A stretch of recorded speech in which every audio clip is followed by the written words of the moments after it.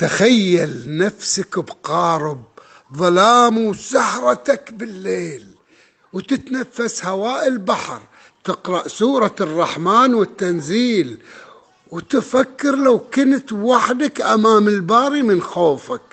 مرض؟ لا. لو تعب؟ لا. ربما رهبة لقاء الله وانت ذليل من كثر الذنوب، تقول يا رب عصيتك وانت لي حافظ. سكينة ذو الجلال وفرصة العودة إلى الدنيا ولا تعديل. ملايك رب ذو العزة بعد الحساب هي الجاهزة وتشيل للجنة طريق الشوق، تدخلها بفرح تتراقب اللقية.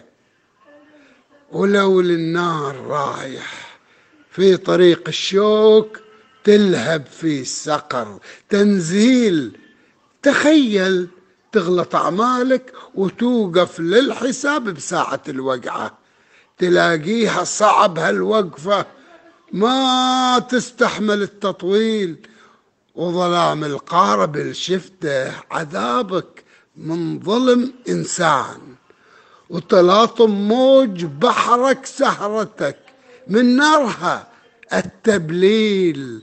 وثيابك من القطران تلبسها، وزقوم الشرب زنجيل. هنا تتذكر الرحمن في السورة، وباقي للسور قرآن، تنجي الغارق ذنوبه، وتقوم من الحلم تهليل. يا الله، من تقرأ سور آيات بكتابة بقلب خاشع، وتعفر جبينك في خشوع، وتكثر التبتيل.